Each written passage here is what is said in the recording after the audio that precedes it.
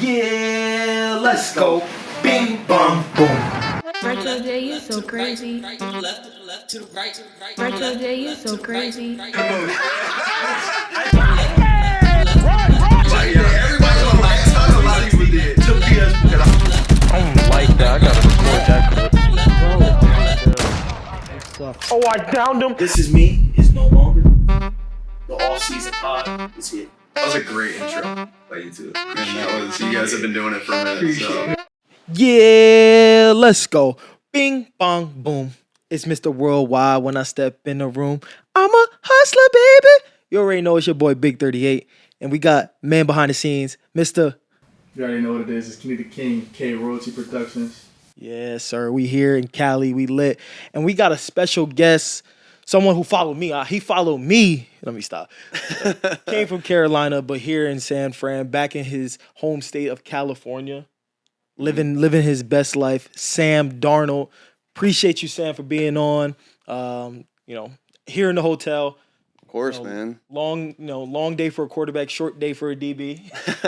But appreciate you for coming on, man. Your free time, it's the off season. You probably got tons of things to do, but for you to come by and sit down and talk with us is very appreciated. No, man, anytime. This is special for me. Anytime you get a chance to be able to do something like this. I think first and foremost, just getting to know you. You getting to know me. I mean, it's just like teammates just kicking it. Obviously, some things you can't necessarily bring up because it is a public forum. No, it's it's cool. It's the off season. It's a grind, but it's also you get to have a little bit more time to yourself and be able to do some things that you otherwise wouldn't during the season. Yes, sir. Yes, sir. Definitely, it's a time to reflect on everything that's happened and just get better at the little things and just enjoy life, kind of. Right. You get to be that regular person again, kind of, for a couple months, and then you're like, here we go, time to get back in that mode. By the way, that was a great intro by you two, and you guys have been doing it for a minute. Appreciate that was like an old school radio intro. You know what I mean? Appreciate it, man. That was so funny. I had to find growth to actually do it on camera. That was really cool. Yeah, I used to be like, I'm gonna do it, and I get on and be like, it's your boy Miles. Yeah, exactly. If people like, that's all you got, I'm like, yeah. That was awesome, though. Yeah. That was well done. But let's dive right into it. Tell us a little bit about yourself and who you are outside of the helmet and who Sam Darnold is growing up. Yeah, man. So, was raised by, mom and dad. They're still together to this day. Live in San Clemente, California, South Orange County, California. Cali kid. Back to the roots. Yeah. Obviously, it's NorCal, so it's a little different. Mm-hmm. We like to say down in Southern California, I know people say it here too, but we feel like Southern California and Northern California are like two completely different states because California is so big. Yeah. And it is a little bit different down there, but it's nice to be back, man, to be able to be, a 45-minute flight away from my parents is awesome. But anyways, I grew up Southern California, have an older sister. She's 3 years older, was an athlete as well, played volleyball at the University of Rhode Island. Okay. And then mom was a PE teacher, middle school PE teacher, and then dad was a plumber. Grew up by the beach, went to the beach a ton during the summer, and then played sports otherwise, man. Played football, obviously, basketball and baseball. Growing up mostly. I mean, I feel like every little kid plays soccer growing up. So I played soccer when I was super young, but that stopped early on. But played basketball 4 years in high school, and then baseball. I got done with that after my freshman year of high school. So it was just tough, man, to kind of, for baseball. It was tough because they already had the full lineup set when I got done with basketball. Got you. So we came in, me and this other kid who played basketball together our freshman year. Mm-hmm. We came into baseball freshman year and they already had the lineup set and everything. And it wasn't until halfway through the season that we actually got to see some time. And, and my dad actually thought I'd be a baseball player or would have the best chance to be a baseball player. And, to be in the MLB and be, whatever it was, pitcher, third base, outfield, whatever it was. But Yeah, it was tough, man. Just kind of telling him like, hey, I don't think I don't think I want to do this I don't anymore. think baseball is it, because it was just one of those things where swinging a bat too and hitting a baseball is so hard, People think and it's easy, but that it is tough, man. like And you either know how to do it or you're completely terrible at it. 100%, and like to be, to be getting into it, and then all of a sudden, like, I haven't swung a bat in literally a year, and then I'm going straight into the season, so that was also really tough for me as well. But dude, that's pretty much it. I know we'll probably hit on some other things throughout the deal, but Sure. yeah, that's pretty much it. Yeah. So dad being a plumber and mom being a PE teacher, sister was a volleyball player. Mhm. Who got you into going to football and like being a quarterback? Was that the first position or was like Yeah, dude, that was the first position I played in Pop Warner. I started playing tackle football in 3rd grade okay? when I was 9. I know that's not very popular anymore. Yeah, right. Nah, they're all playing flag until like middle, Yeah. like 8th grade now. When did so. you get into tackle? I was like 6. I was Really? Like 6, yeah. 6 years I old was playing 'cause tackle I was football? always younger kid, but I was bigger than everyone because I played with kids that were bigger. So I was tackling people in flag, and they were like, my mom went to a meeting. They were like, he has to go up. I'm like, she was like, okay. All right. So yeah, I was like 6. Yeah, that's crazy. But yeah, so I started when I was 9, played quarterback on that team. I played tight end.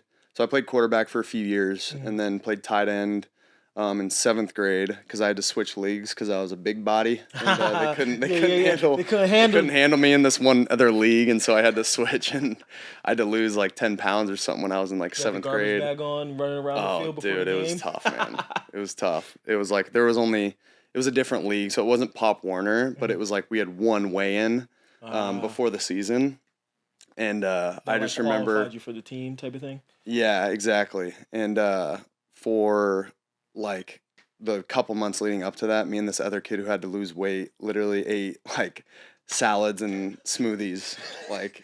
I feel that. I feel the You know what I mean? Like in 7th grade. in 7th And grade, it you're was like, just like, everybody's damn. going to McDonald's. You're like, Exactly. can't do it. But I think in the long run, dude, I think it helped me a ton because I started to lean out, and like our coach was crazy in the best way, like in terms of conditioning. Yeah. You remember some of those Pop Warner, like some of those conditioning days? Conditioning and hitting days, you're like, these coaches are crazy.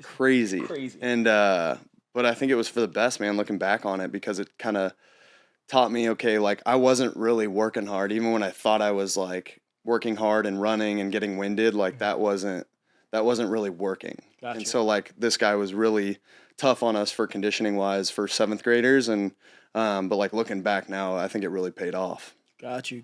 So what you said, 9 years old, that's when you really first started playing football. Yeah. Okay, so Yeah. Well, I had been like throwing a football. I guess my parents told me when I was like 2 or 3. Like that's Gotcha. I was picking up a basketball, playing with the play toy. Got you. So they basketball knew you hoop. was gonna have some type of athleticism, some type of want to play some type of sport. 100%. Got you. Yeah. Got you. Yeah. So we're going to fast forward a little bit. Growing up in Cali, then going to USC. What was some of the experiences that happened to you then that still resonate with you now? Yeah, I mean, going to USC, it taught me so many things, right? I mean, going to college, like that's the first time you're really away from your parents. Right. And with my parents, like my mom, she was great. Like she made breakfast in the morning because she was on the same schedule as us. being a PE teacher. Being a school teacher. You Yep. know what I mean? Same, my So mom's a school teacher too. So Oh, really? She's dropping me off at school and all that Yeah. stuff. So yeah. yeah, so she made us breakfast in the morning. She made our lunches, and then she wouldn't make dinner all the time. We get takeout for dinner sometimes, Yeah. but I was very blessed that way to have really good mom to take care of us. And my dad worked his butt off. He woke up super early because he would work in hospitals. Got you. He did like, or still does. He does like medical gas plumbing for like hospitals and stuff. So he had to be in the hospitals when people weren't there. So he was waking up super early, getting home around like 1 or 2 p.m. And that was the other cool thing, is like he was always home when I would get home. So like we would get to play catch and Yeah. do all those fun things that you always imagine as a dad hopefully doing when you have a kid one day. But yeah, going to USC, man, was that was like the first kind of culture shock of not having my parents and having, it was nice at USC though, because we had free breakfast, free lunch, free dinner and stuff, being an athlete. But, just trying to figure out my schedule. And I think the biggest thing, and, you get there as a freshman and everyone says, oh, time management. Oh yeah, Time management. that's the biggest thing. That first thing everybody says. The biggest thing, and it's kind of like the cliche, and it's when you hear it as a freshman, you're like, oh, people told me about this. Right. Looking back, like it really is the only thing you're responsible for. Exactly. Because you have everything else. Everything else is given to you. Everything else is like scheduled for you. It's like now you got to do what you can do with this time. Right, 100%. And so, I think trying to figure that out, having really good, guys to, kind of follow, like juniors and seniors who were, and even sophomores who had done it for a year, like just having good guys to kind of lean on to kind of figure out, okay, what's their schedule? How do they work it? Guys who had the same major, like how do they go to this place? And then, they have 30 minutes to get to the facility to get to meetings or whatever before practice, like just the little things like that. That was the biggest thing for me. But again, like I said, man, I was blessed to be able to go to SC, which was only an hour away from Okay, so not from too home. far. Like you could still go home for like a Sunday meal or something like that. I wouldn't really go home that much during the season Okay. or even really during the year. I wouldn't go home a ton, but in the summer, that's when I would go home like every weekend because we would like get off Friday. We had summer school Monday through Thursday. Friday we had a workout in the morning, and then we were done at like 10 or 11 on Friday morning. So I would just go home for the weekend, hang out, go to the beach. Go to the beach. Play sand volleyball, bro, and do all those things. But no, man, it was really nice going to USC and the way that they kind of helped us get acclimated to being in college. I was really fortunate to be able to have that support system there. Got you. So you like the beach on the West Coast. Did you live in Jersey when you were in New York? Yes. So did you ever go to the Jersey Shore? I never went to the Jersey Shore. Nah. So I feel like you got to experience, you like the beach on the West Coast. You got to go experience it on the East Coast at the Jersey Shore. Like not even like Jersey, like you need to go to like Belmar, Point Pleasant. I didn't go to any type of beach in New Jersey. Nah. All ball the time, dude. All ball. Yeah. All ball. We don't mess around over there. So the Jets. So leaving USC, then getting drafted to the New York Jets, the difference from West Coast to East Coast, losing those 3 hours, which I'm still struggling with now, coming from East to West. Dude, it's tough, man. It's tough. What was one of the things that you leaned on and from being a West Coast kid, bringing it to the East Coast and the experiences that you had there, what did you have to overcome, like being over on the East Coast? Yeah, I think, I say all those things about USC and being away from my parents, but like I said, man, I was an hour away. Yeah. And, I think even just, I think having a great friend group at USC, having my parents and family, with me on the West Coast. And then all of a sudden, boom, I get drafted, because I had draft training in Southern California as well. Okay, so you really didn't really go anywhere. Yeah. And then all of a sudden I go to New Jersey and it's like, happens like that. And it's a total culture shock, man. Yeah. Like, you're going through it right now. Like, it's just different out there. I think the pace is a little bit faster, especially in Jersey, New York. Yeah. The pace is look faster. at you like, what you looking at? Exactly. Oh, I wasn't even, I looked at you for half a second, like, relax. And I was zoning out at the tree behind you. Relax, dude. But no, like people are great on the East Coast. Like I love all the people that I met out there. There's a great deli out in Jersey that, I would go to all the time and hang out with those old Italian dudes, like classic deli, something you'd see in a movie. Yeah. And it was awesome, man. It was all time. Like right when I walked in, I like turned to whoever I was with, Connor McDermott, shout out Connor McDermott. He was on the O-line when I was there in New York. But I was like, dude, I told you this like straight out of a movie, huh? And he's like, dude, it's crazy. But anyways, man, like the people there are great. And being an hour away from the city was awesome. Yeah. I feel like as a young kid getting drafted in the position I was, and so a lot of people would kind of struggle in New York and having all that freedom. Yeah. To be able to go do whatever you wanted to do in the city, especially during like this time. Yeah. So much time that you got that.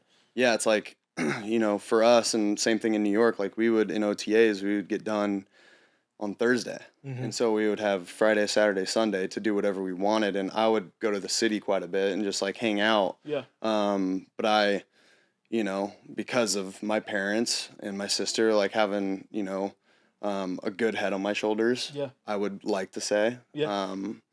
Till someone tells me otherwise who's smarter than me. Right. But like I would be able to go have fun in the city, but also, know my limits. Got you. In terms of, going out and partying and, Knowing because that it's you got a job on Monday. 100%. Yeah, it's like go out on Friday, Thursday, Friday, and then like Saturday start to, get in the playbook. Sunday, same thing, get in the playbook, just do whatever I need to do to get ready for Monday. And I feel like even as a young kid, like I had a pretty good head on my shoulders that way. And then also a huge part is Josh McCown. Like Josh McCown was, I think, 39 or 40 when I got to New York, and he was the other quarterback in the room. And he was a great mentor and a great leader for me, to be able to kind of like how I talked about USC, like following the older guys. Like Josh was a great guy for me to follow. And because he wasn't worried about going to the city, he would go home, which funny enough, full circle, was in North Carolina because he played in Carolina for the Panthers. Got you. And so his family was in Carolina. So he would fly to Carolina when he was playing for the Jets every weekend during OTAs to go hang out with his family. And so he would just always tell me on Thursday, man, like, go have fun, but, this weekend, like, make sure you get in your book, make sure you're doing everything you need to do to make sure you're ready for Monday, because we would get the scripts and stuff for that week. And, college offense is insanely easy compared to any NFL offense. Just imagine how that thing, because I remember being, when I was on the Panthers my rookie year, just being on the offensive side a couple days when I played a little bit of running back. Toting the rock, Toting the rocker, two plays. I'm 2 carries for 2 yards. Can nobody take that from me? Versus the Saints, I am him. 1 yard average? Yeah, 1 yard. You're right, dude. Not a lot of people can say that. Right. Not a lot of people that had a tackle and 2 carries in one game, like, other than if, like, there was a pick thrown or whatever. Right. But just to hear the play coming out and just to hear, at that time, it was Teddy, hearing him, like, say the play, I'm, like, looking at him like it's gibberish. I'm like, wait, which part was I supposed to listen to? Like, which part, what am I supposed to be doing? If it wasn't for the meeting before, on Saturday before the game, when like, these are the 15 plays, and I seen 11:38, I said, oh, they really want me to go out there. Yeah. Like, if it wasn't for that, I would have been like, in the huddle, I would be like, yo, Teddy, what do I got? Like, yeah. So I could just imagine. But then you look at the play and you're like, oh, shit, like I'm blocked. They want me in the block. They want to block, or I'm just faking, I'm going out to the left. Yeah. I'm the decoy. They just said, hey, Miles, run hard as fuck. Hard. But just hearing that, I could just imagine how, because you got to understand what the offensive line is doing, what the wide receivers, if they're lined up in the wrong spot, like, you're trying to get them in the right spot. So just the knowledge of the game you're almost like an extension of the coach on the field. When did you start to see yourself kind of being in that aspect of being that leader role on the field? Yeah, I mean, dude, it's so funny, but like Teddy was in New York when I got drafted to New York, and he could kind of sense me trying to like just do too much. I think like trying to not like try to be a leader, but I was trying to like do things that like I wasn't ready for. Gotcha. Because I was like, I would try to do things that, a vet quarterback would do without really understanding exactly what my assignment was. Or even if I did know, like, it was like, he was basically just like, dude, relax. Like, know your assignment, do your assignment. And when you ball out, like, people are going to respect you for that. Right. And like, from then on, I was just like, all right, like, I'm just going to I feel like you got to let the leadership part of the quarterback position, like telling guys where to go and line up. And if some guy runs, a route different on cover 2 differently than he would on like cover 3, you can start to have those conversations with your guys. Yeah. But I feel like you got to let it happen naturally. Gotcha. And that was a huge, I credit Teddy for that. Because he kind of was just like, dude, just relax, just play football, understand your assignment, do you, and when you ball out, like guys are gonna start to respect you, and your voice, your voice will have more of an impact Right. that way versus like trying to come in and have a voice right away and force things. Yeah. Yeah. And I just think, but back to your question, like how did I start to get in that leadership role as a quarterback? I think, my rookie year, I really wasn't. I think towards the end, I was doing more of those things. But even then, I think it was really my second year. But I was still learning a different system. Right, Like we had right. fired our coaches from my rookie year and brought in a new coach my second year, and I was just learning again. Yeah. I was learning another system. Right. And That has to be tough. Oh my God. yeah. But the other thing too is though, like I wasn't meeting, a ton of new people. Like I come in my rookie year and I'm meeting all my new teammates. And it's just like trying to get to know everyone, let alone learn a freaking new system. Right. And so like I come in and like everyone's the same, pretty much everyone's the same. I mean, you have a couple new faces, you know how it is. But like I already know some people on the team, and then learning a new system is what it is, but like guys kind of get a feel for how you are as a dude, and they understand how I compete on the field, and they respect that. And so I think, as a quarterback, just because of how much you know and how much you have to know to be able to play the position, Right. I feel like you just automatically like end up talking to receivers and talking to linemen and talking to running backs about certain things, and you just start to have a voice naturally. And, I feel like it just, like I said, it just kind of happens naturally, and you can't, the last thing you want to do though is, and I guess this would be good advice for like younger quarterbacks, or any leader, is like, you can't force it. Right. You can't Gotta force let it come leadership. natural. Exactly. And if you don't feel comfortable enough to like have a voice that way, then leading by example is the next best thing, or sometimes even better. Right. Because Then people see the work rather than you talking about the work. 100%. That's smooth. That's definitely one of the things I pride myself on. It's just like, you don't got to be the most loudest guy. You don't got to be the craziest guy, but everybody knows on Monday, Miles going to be there, Right.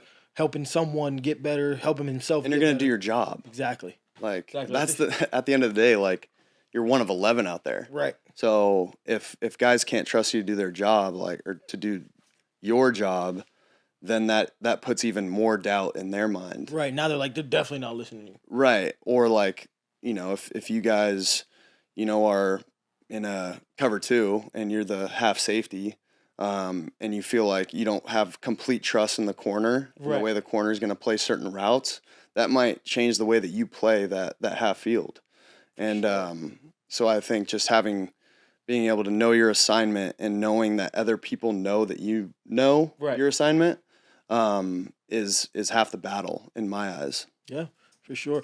I can say for myself, I've truly always been a Sam Darnold fan. Ever since the first day I met you in Carolina, just the professionalism that you walk in the room with, and sometimes it's hard for a defensive player to get to know offensive guys, but you made it an effort to just it's, yo, what's up, guys? So, what's up, guys? And joking around, the little things, it goes a long way, especially for a defensive guy, because offense sells the tickets. Offense, quarterback, all that is going to run the show. But just to have the interactions and being able to, I can go up to you rather than some quarterbacks where it's like, I don't know if I can have the same conversation or invite them on the podcast. Would they be open to it because of how open you are and how good of a person, rather than just a football player, how good of a person you are.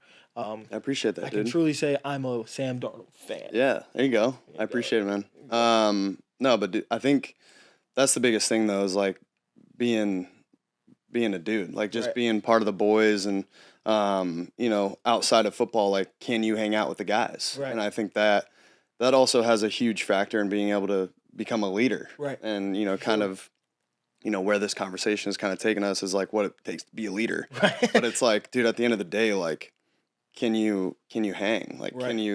can you be part of a conversation? If you're sitting and having dinner, and I'm grabbing my food and you guys are just in a big circle, it's like 8 of you guys, like a lot of people, I feel like especially if they're new to a team, they would feel intimidated to go up Go up there. to that group and sit down and But the longer I'm in the NFL, the more I realize like guys want other people to like step out of their comfort zone and be able to like go up and talk to them, because at the end of the day, like, yeah, it's like great for relationships and stuff like that. But if you're really just like want to win, like Right. if we're talking about it from that aspect, like being closer off the field has a direct impact on like how we are on the field. Right. Sure. I truly believe that. And like, that's not why I go and like try to It's meet just guys. who you are. But exactly. Right. And I feel like that's kind of my point, is like, you don't want to have to force that. Right. But it is nice to be able to like just have the social skills to be able to like go and meet people and hang out and get to know people. And then at the end of the day, like when it comes down to, you know, playing football, like having multiple conversations can eventually lead you to be able to trust that person Right. on the field. And, you know, I feel like it just kind of goes back and forth. So For sure. For sure.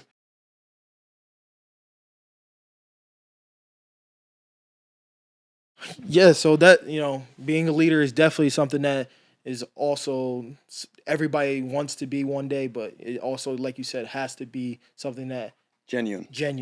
We're going to dive into a little bit some of your off the field stuff and stuff that you like to do. Let the people get to know you outside of the football. You know, we had a lot of the football questions early. Now it's time to dive into the off season.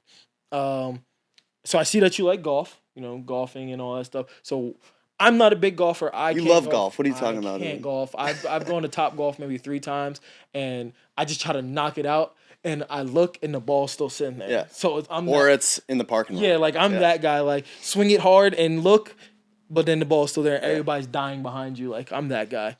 So You're providing entertainment though for everyone else. There you go. You know There what you I go. mean? That's my job. That's I'm your here job. to, There here you to go. make sure the life of the party is still here. Exactly. But who got you into golf? Why do you like golfing? And like, let's dive into the golf, because I need to know. Yeah. Dude, it's funny. I was not a golf guy at all. Like growing up, like my dad never played golf. Like I never went to a golf course, ever, period. And I know my grandma, we would always go to Long Beach to visit my grandma, and she would always be watching golf on like Saturday or Sunday, talking about Tiger and Phil. And I was literally just like taking a nap on the couch every Sunday because we would watch golf and I would fall asleep every single time. And, but then fast forward, and like even college, never played, didn't watch it ever. Fast forward to 2019, and I get invited to go to the Masters. One of, you know, probably the best tournament you could go to. Yeah. And that's the year that Tiger ended up winning. And it had been a super, super long time that he had won, and he had been coming back from a ton of injuries, and just like battling crazy. Especially, you know, you've been playing golf that long and swinging that much, and you know, with him too, he puts so much into it, into his swing. I mean, his back issues, I can't even imagine. Back and knees. You don't even think like you will have those problems with golfing. No. But then you start to realize like the twerk of the body and all that stuff, like it just adds on years after years after years that I can understand. Exactly. Especially Tiger and like some of those guys who are obsessed. Yeah, like all they do is swing. Play and all that stuff. Anyway, so 2019, I go to the Masters, and I'm there Wednesday through Saturday, and this is during OTAs, so then I got to go back and go to OTAs with the Jets. And then I get back Sunday and get to watch Tiger win it, and that was kind of, we call it like that. I got the itch. I got the golf itch to be able to go and like practice and actually want to get good, because I watch him live and I'm like, dang, like that'd be so cool to like be good at that sport. Because when you watch it live, they make it look so easy. And then again, like talking about the off season, like we get 5-6 months to really 4.5, 5 months to like you train. Like I train from like 8 or 9 to like noon when I'm like doing my own thing, and then I have the rest of the day to just kick it, do whatever. So I would go play golf a ton. Tee time was at 12. Exactly. And tee time was at 12:01. And as soon as I get done, hey, I catch y'all, I gotta go. Yeah, exactly. So, but no, dude, like I would go out and play, and I sucked. Like I was so bad at golf, and I feel like that's kind of what made me get the the itch. competitor. And like exactly, like I was gotta like, get good at this. dang, these guys who some are like out of shape, they're old, like they have no business like Facts. even being, an athlete. Yeah. And they're out there like scoring super low, making all this money playing golf. And so when I go out there and swing and everything's going to the right and I'm slicing everything and I can't, Yeah. hit the broadside of a barn, like I'm like, all right, dude, I need to like figure out a way to get good Right. at this game. And so yeah, I just started practicing and playing a ton and eventually like got better.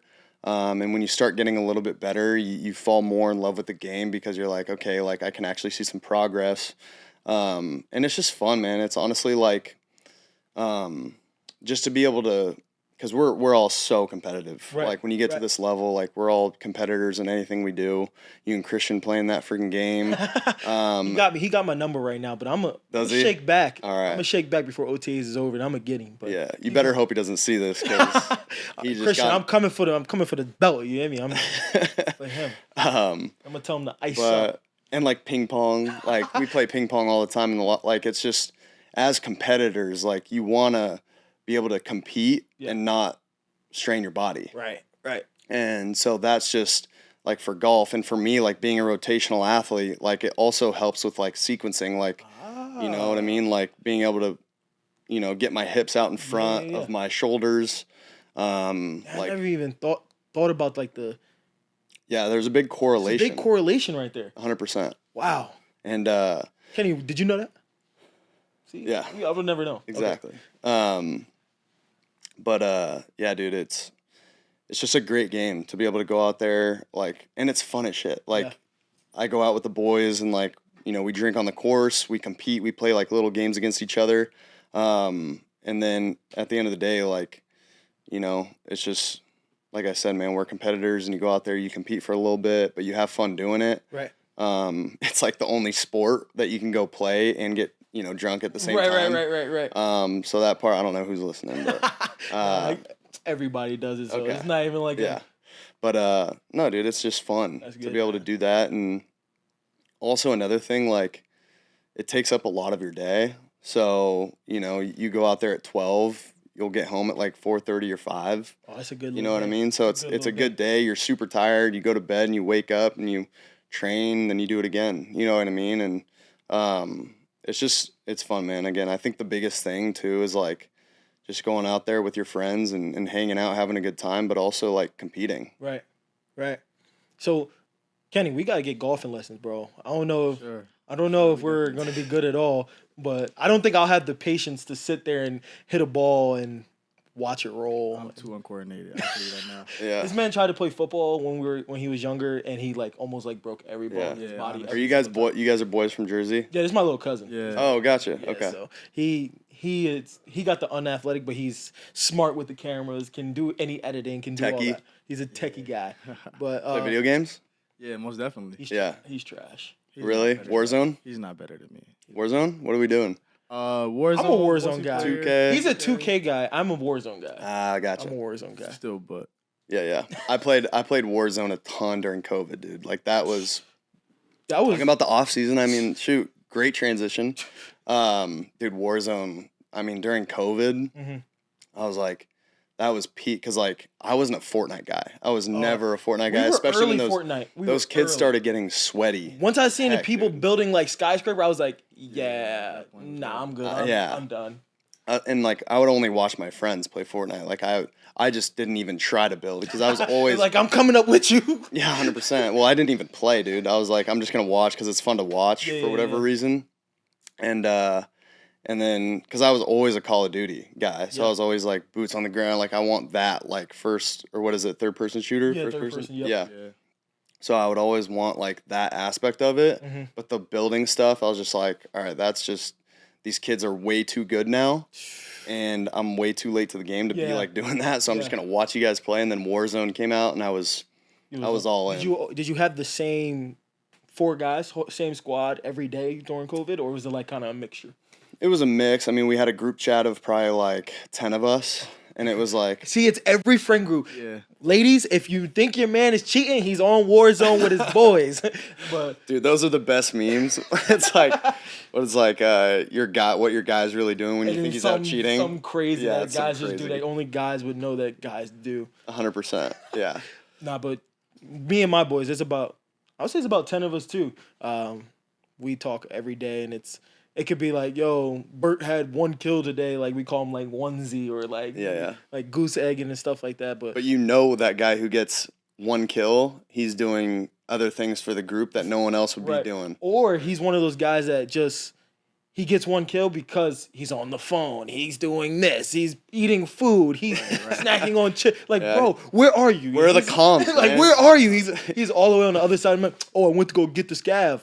The scav is nowhere near us. What are you talking about right now? I was going to kill the bounty. It's like, dude, you're by yourself. Right. So I feel like Don't even do everybody that. has that friend, that person in their group that when they play, you're like, yo, just stick around us. Just be in the vicinity. I can see you on the map at least.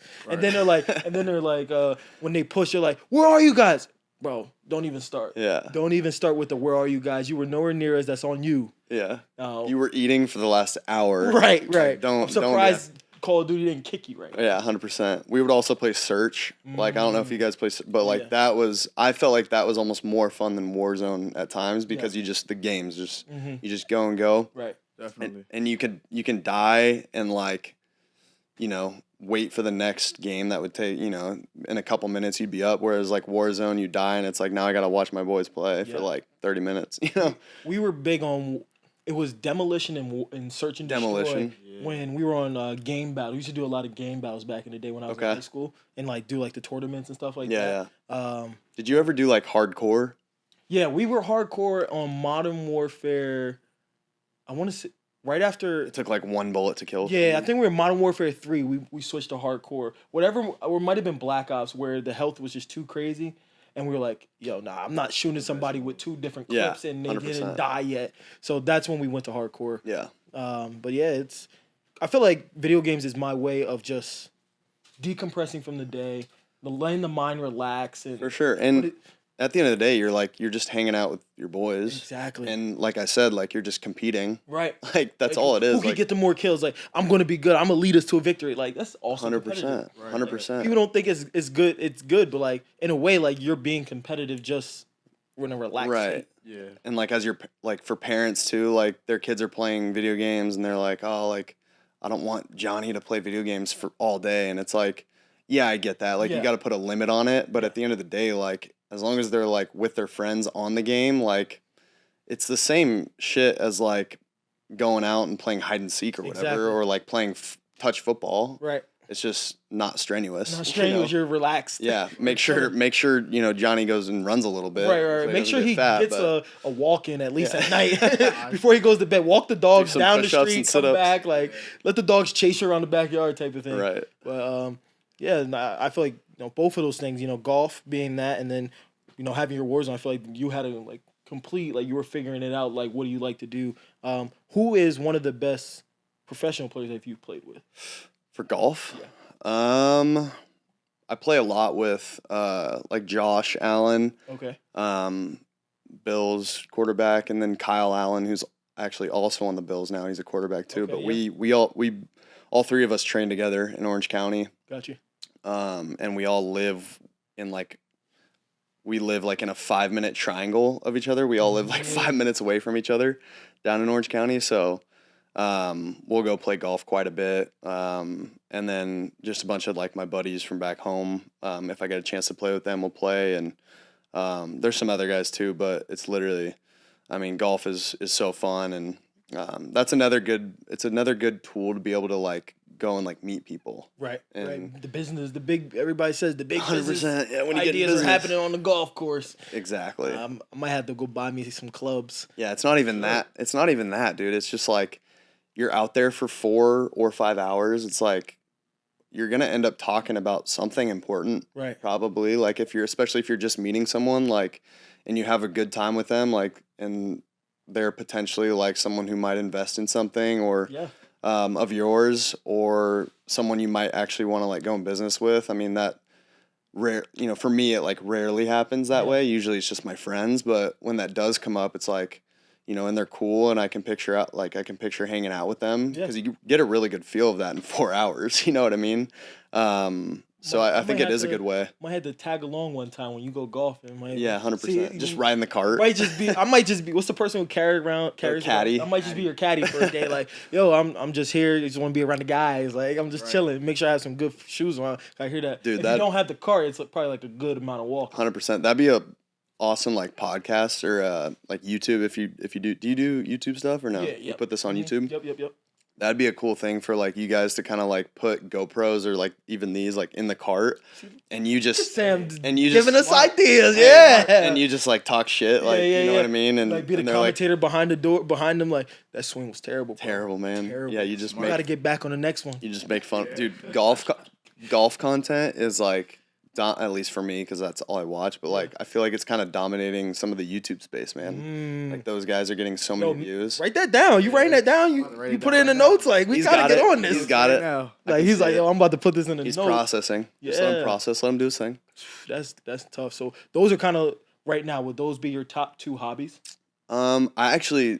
So I talked a lot about video, but like, I only played Warzone during COVID. Oh, so you stopped. So you're not I'm off. I'm off, yeah. I played, you know what game I love, though, is FIFA. I played a lot of FIFA, like, when I was in college and even high school, and I played 2K, too. But FIFA was, like... That was your game. Yeah, I just felt like FIFA was, like, super fun, and then NHL every now and then, but, yeah, dude. I mean, what do you do during the off-season? Are you mostly... Video games? Video games, working at my gym that I own in Jersey. Okay.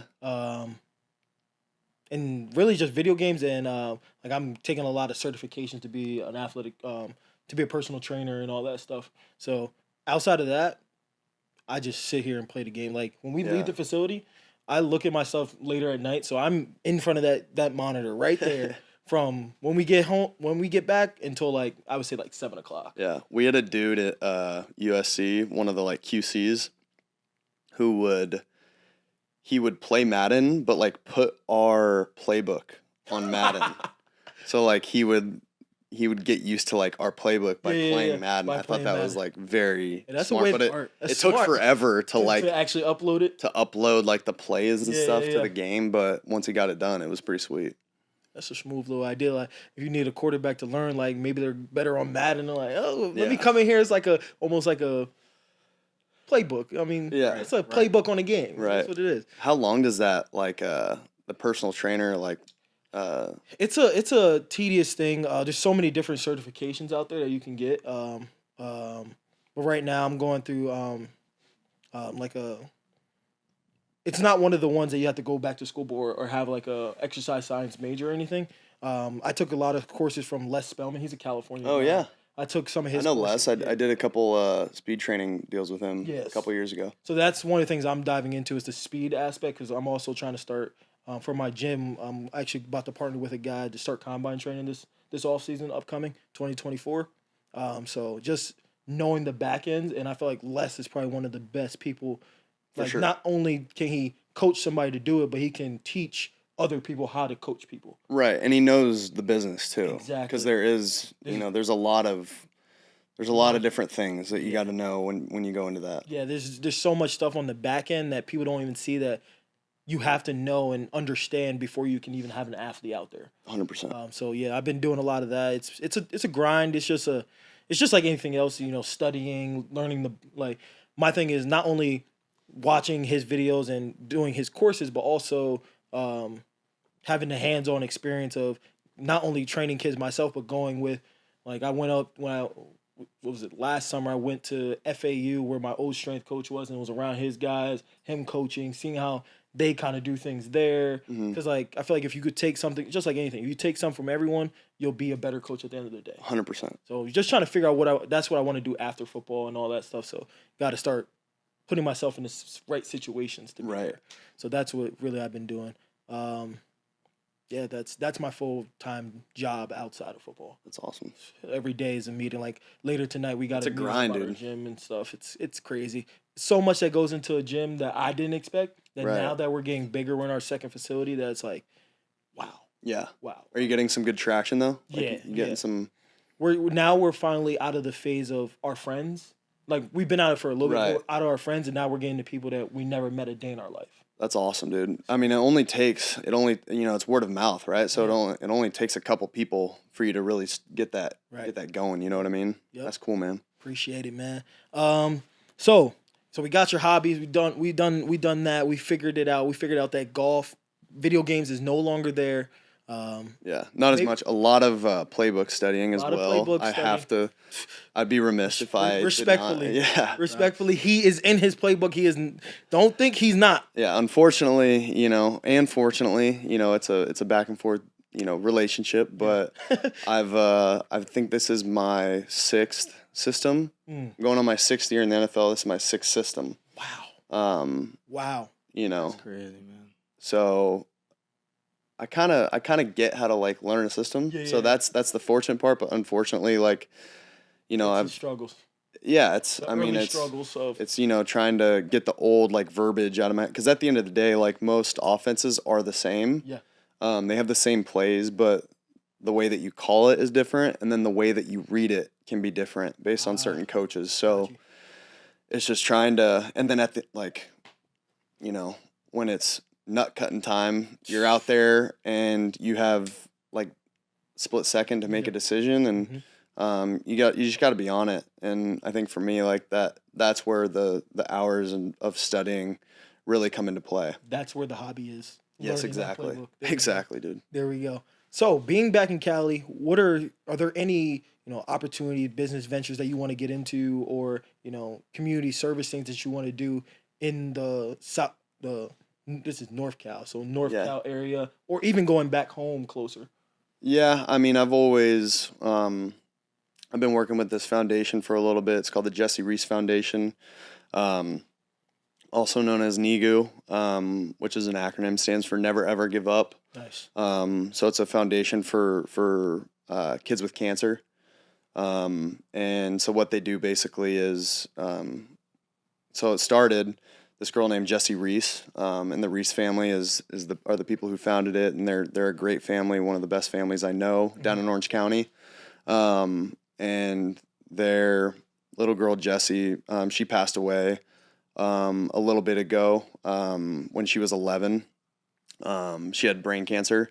Wow. I believe, I think it was brain cancer, and but what she did, I mean, she was going into the hospital. And she was able, after a day or two of treatment, she would be able to go home. But there were some kids in the hospital that were on the top floor that wouldn't be able to go home. They couldn't see their families because they were in more critical treatment. Gotcha. And so they weren't able to go home. And Jesse, asked, her dad, Eric, one day, like, hey, like, why do I get to go home but these kids can't? And like, Eric was just like, tried to put it in the best words that he could, but he was like, they're not fortunate enough to do that. Like, they just got to stay there and get better. Yeah. And so she started making these, she would put these toys or crayons in like these, like, the brown paper bags that you would get for lunch that your mom would pack your lunch in. She would like color on the bags and like make them super cool for like the kids upstairs. Nice. And she would put toys in them and all these different things and be able to give them to the kids. And so when Jesse passed, her family continued that tradition. Nice. And they call them joy jars. So basically their business is, in the foundation, is basically spreading joy, to kids with cancer. Nice. Beautiful. Exactly. And so it's basically, one day, Eric always says this, but one day their hope is for, the doctors and the people trying to create cures for cancer, hopefully put them out of business one day. Right. And hopefully they don't have to spread joy for kids with cancer because there won't be a need for it.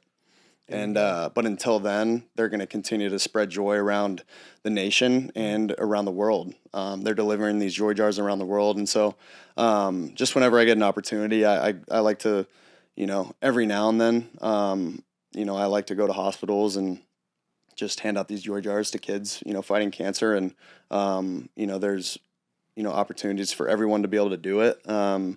And, you know, it's a cool thing to be a part of as well. They have an annual gala, you know, every year, and being able to be a part of that and see the families that are affected by it positively, affected by it, man, it's sweet. And so that's kind of, you know, one of the foundations that you know, have become. I got introduced to them in 2014. Nice. Probably been working with them since like 17 or 18. So I've been working with them for a few years, but yeah, man, just a great family, great cause, and you know, Nice. I'm happy to be able to help them as much as I can. So Got you. Do you ever have any aspirations to start your own foundation? I do hopefully one day, but to be honest, it's not at the forefront right now. Mhm.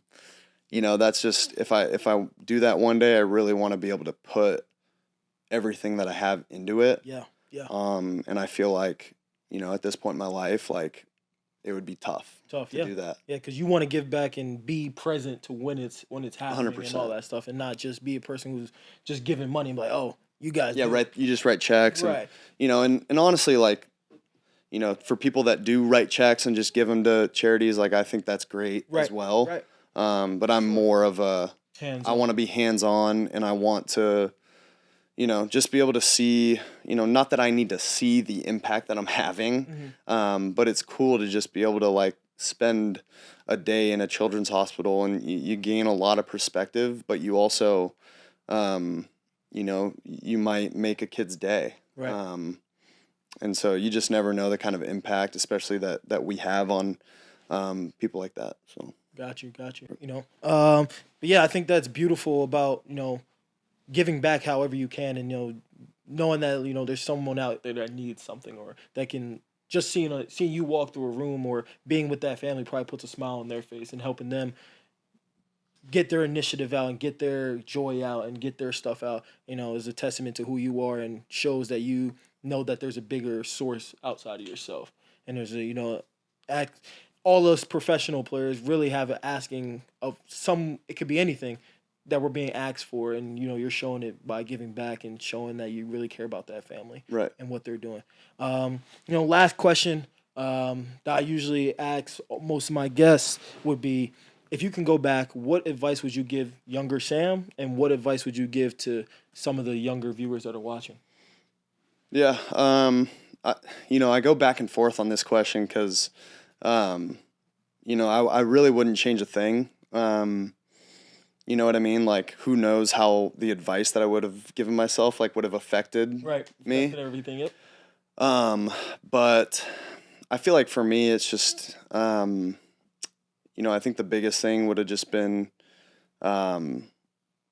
just trust. It's kind of cliche, but like just trust in the process, trust in yourself, and just no matter what happens, you know, this might be kind of a weird way to look at it, but like it can always be worse. No, that's not. think- That's truly facts. You know what I mean? And I think being able, for me at least as a young kid, like sometimes I thought, you know, as a young kid especially, but even in college and in high school, like I thought the littlest things were like the end of the world. Right. Right.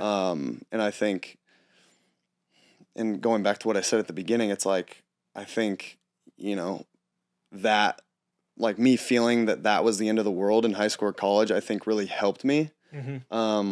But I think having that perspective also could have allowed me to be like, all right, this is happening. It is what it is. How am I going to, you know, use this to continue to, you know, get better or make the people around me a little bit better. And so I think just having that mindset, and obviously as you get older, you kind of figure things out and you learn from your mistakes, all that stuff. But yeah, I think that's what I would tell myself, you know, and any kids listening to this, like, just be yourself. And, you know, if people don't vibe with it, and, you know, if people don't, you know, like you for who you are, it's like, then whatever. They're not you the know, people they're for not you. the people for you. Right. And that just is what it is. And That's it.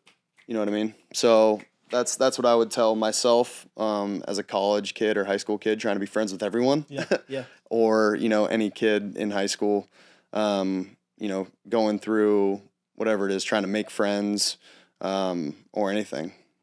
So. Yeah.